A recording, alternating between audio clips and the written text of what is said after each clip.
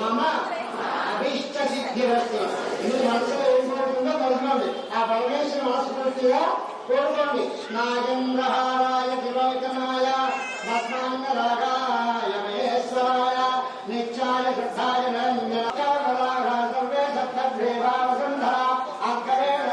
ఒక్కసారి పరమేశ్వర నమస్కారం చేసుకోండి. ఆరాధయామి ఆరాధనం సమర్పయామి.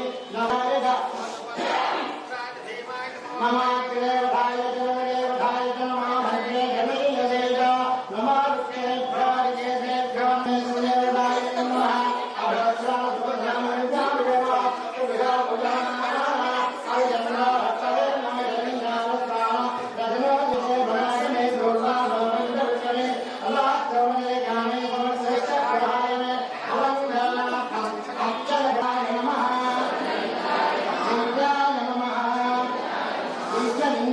శివాయ నమః శివలింగాయ నమః జ్వలాయ నమః సర్వలింగకృతాయ మంత్రం పవిత్రం. ఓం శివాయ నమః మహేశ్వరాయ నమః బ్రహ్మణే నమః నాగ్నే నమః రుద్రాయ నమః వామదేవాయ నమః విష్ణువాక్యాయ నమః ధన్యే నమః నిర్వాణాయ నమః అన్నవత్సరాయ నమః శశిగా విడతన అన్నవత్సరాయ నమః దేవాయ నమః ధర్మమయ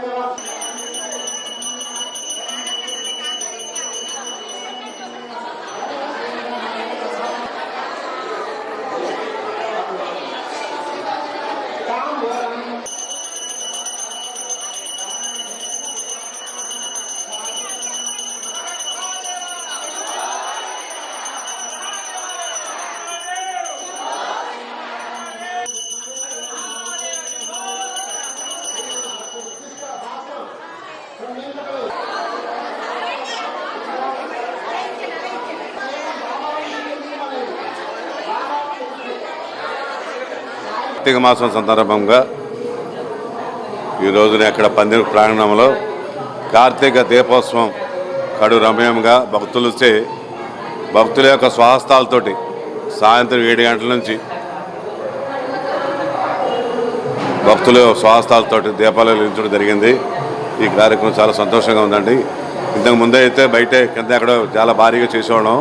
ఇప్పుడు అవకాశం లేకపోవడం వల్ల రిపేర్ అవడం వల్ల ఇప్పుడు ఈ రోజున బాబా గారు ఎదురుగా అంటే స్వామివారి ఎదురుగా మేడ మీద అత్యుత్తమంగా భక్తులచే స్వహస్తాలతోటి ప్రతి ఒక్కడు దీపం వెలిగించి వాళ్ళు కోరుకున్న కోరు తిరగాలని చెప్పి మేము మనస్ఫూర్తిగా కోరుకుంటాం.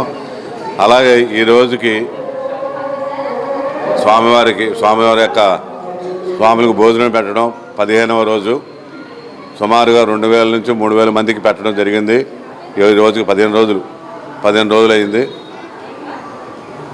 15 రోజులు అయింది. ఇది ఇలా కంటిన్యూగా వచ్చిన ప్రతి స్వాములకి ఏ మాల అయితే తీసుకుంటారో అందరూ కూడాను జనవరి 8 వరకు పెట్టడం జరుగుతుంది. ముఖ్యంగా ఈ యొక్క స్వాములందరూ గమనించవలసిందిగా కోరుతున్నాము. అలాగే ఈరోజు ప్రత్యేకంగా ఉదయం నుంచి రాత్రి వరకు అనేక పూజా కార్యక్రమం జరిగింది.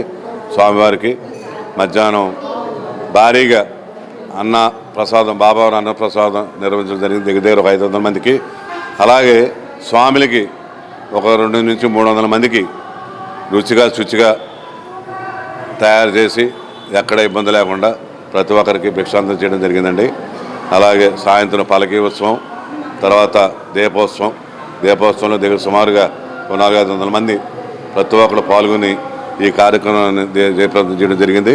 అలాగే ప్రజెంట్ కింద భజన కార్యక్రమం నిర్వహించబడుతుంది.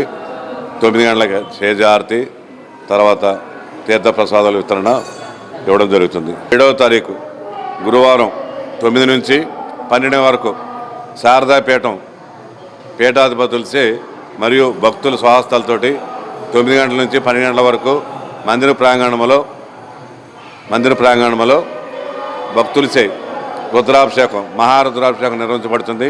ఈ కార్యక్రమంలో ప్రతి భక్తులు పాల్గొనాలని కోరుకుంటాం. అలాగే ఇది 12:30కి అయిపోయిన వెంటనే 12 గంటల నుంచి వాళ్ళ చేతుల మీదుగానే సాయిబాబా ప్రసాదం అందజేయడం జరుగుతుంది. ఈ కార్యక్రమంలో కూడా ప్రతి ఒక్కరు పాల్గొవాలని, ఆ స్వామి ఆశీస్సులు తీసుకోవాలని మనస్ఫూర్తిగా కోరుకుంటాం.